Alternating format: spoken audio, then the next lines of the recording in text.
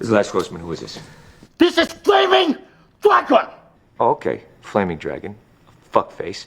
First, take a big step back and literally fuck your own face!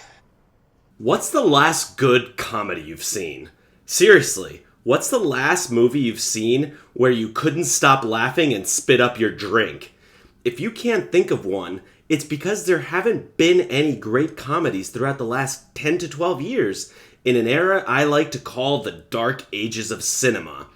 In an age where nearly anything anyone says can be taken out of context and taken the wrong way, why would artists take a risk with any new or edgy material? They're bound to offend some thin-skinned, weak loudmouth with a Twitter account, or what I like to call the Twitterati. So it's no surprise we've not gotten a great comedy in over 10 years. But that question still drives me. What was the last great comedy I saw? If you're new to the channel, make sure to hit that subscribe button and hit that notification bell so you never miss out on all new reviews I put out weekly here at Off the Cover. And without further ado, onto the video. Ladies and gentlemen, I present to you the last greatest comedy of our time, Tropic Thunder. This film was a masterpiece of absurdity, hilarity, and intelligence. It had a star-studded cast that included Ben Stiller, Jack Black, and Robert Downey Jr. in one of the most outrageous roles of his career. In fact, I highly doubt you could make this film today because you'd stoke the rage of the woke Twitterati in an instant. I really miss comedy that just doesn't give a fuck. The plot follows a group of egotistical actors who are shooting a war movie in the jungle. When they stumble upon a real drug lord and his gang, they are forced to become the soldiers they're pretending to be. This film was a social commentary on the state of Hollywood at the time. Ben Stiller took a hard look at all the absurdity in the film industry and put it all into one movie. Tropic Thunder is a satire and parody of Hollywood that takes aim at a wide range of targets, including the movie-making process, the vanity and egos of actors, and the culture of Hollywood itself. We've honestly not gotten an intelligent comedy like this ever since, which is a net loss for the film industry. As far as the comedy itself is concerned, Tropic Thunder is a non-stop laugh fest, with each actor bringing their own brand of comedy to the table. Stiller and Black are their usual zany selves, while Downey Jr. steals every scene he's in as Kirk Lazarus, a method actor who undergoes a skin pigmentation procedure to play a black character.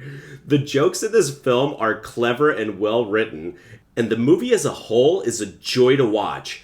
But as you already know, Tropic Thunder is more than just a comedy. It's a commentary on the ridiculousness of Hollywood and the lengths actors will go for a role. It's a film that will have you rolling on the floor with laughter 1 minute while thoughtfully nodding your head the next. The acting in the movie is virtually unparalleled in comedy. Robert Downey Jr.'s character in Tropic Thunder, Kirk Lazarus, is an over-the-top and hilarious portrayal of a method actor gone rogue. Lazarus is a 5-time Academy Award-winning actor who is known for his commitment to his craft and his willingness to go to great lengths to fully embody his characters. In Tropic Thunder, Lazarus plays the role of an Australian soldier in a film about the Vietnam War, and he goes to such extremes as getting his skin surgically darkened to play the part. Literal blackface. The film wasn't trying to be offensive in the way the Twitterati would think. It's mainly making fun of method actors and how ridiculous they can become. This would make me believe that audiences have grown dumber, but that's not the case here. Hollywood has been berating its audiences throughout the dark ages of cinema rather than treating them with respect. What's really driving all the outrage is a small, minute cadre of weak-minded individuals on Twitter, a literal tyranny of the hyper-minority. Another wonderful character in the movie is played by Jack Black. Please welcome the one, the only, the man who can't seem to say no to a good time, or a bad one for that matter, Jeff Portnoy. This comedic powerhouse is best known for his roles in a series of films called The Fatties, where he plays several obese characters in Dress Up, most likely referencing Tyler Perry's Medea movies we had in the late 2000s. In Tropic Thunder, he's a character who is a little too friendly with the white powder. Jeff joins a cast of egos bigger than his waistline for a war movie that was supposed to be a blockbuster, but turned out to be a bust. After the production goes south, he finds some drugs belonging to traffickers and goes to town on the white powder. So much so, the others tied him down to keep him away from the drugs. I'd be remiss if I didn't mention the wildest of the characters. Tom Cruise plays the character of Les Grossman, a powerful Hollywood film producer. Grossman is known for his intense, profanity-laden demeanor and his no-nonsense approach to getting things done in the film industry. He is the producer of the war movie that the main characters in the film are making. Grossman was a character that has been well received by both audiences and critics, with some praising Cruise for his comedic timing.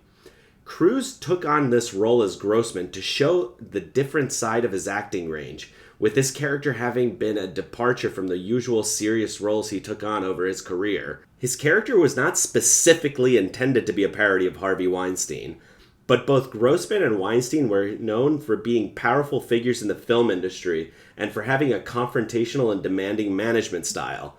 I wonder how this could have been portrayed after the Me Too movement.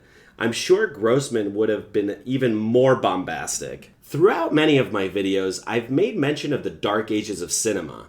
Throughout the last 10 to 12 years, we've gotten films laden with a message that preached some ideology that thoroughly put off audiences. It wasn't the rise of the streaming platforms that drove down cinema attendance.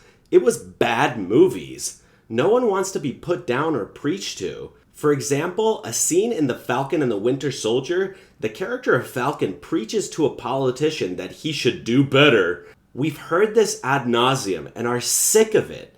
Everyone has to do better, but it's difficult if no steps or actions are even laid out.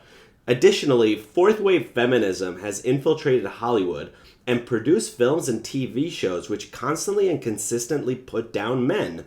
If you're unsure of what I'm talking about, please refer to She-Hulk, a show with a strong female character and no men of valor or worth. Who exactly would this appeal to? One of the main targets of the satire in Tropic Thunder is the movie-making process itself, with the film poking fun at the absurdity of the lengths that Hollywood studios will go to in order to make a hit movie, as well as the various egos and power struggles that go on behind the scenes.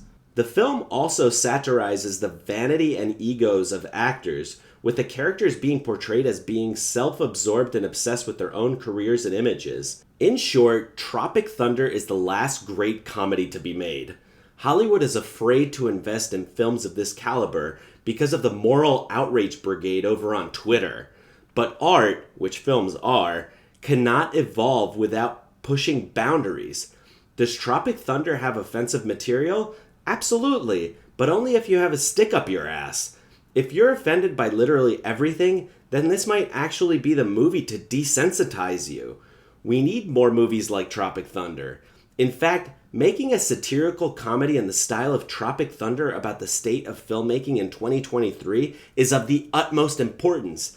I guarantee that if some independent filmmaker out there made a film in the vein of Tropic Thunder but updated it for today's issues with wokeness, cancel culture, and the Twitterati, they would make an absolute fortune at the box office. If you haven't seen Tropic Thunder, drop what you're doing and go watch it right now. Everybody knows you never go full retard. If you like this video, hit that like button and subscribe for more great content.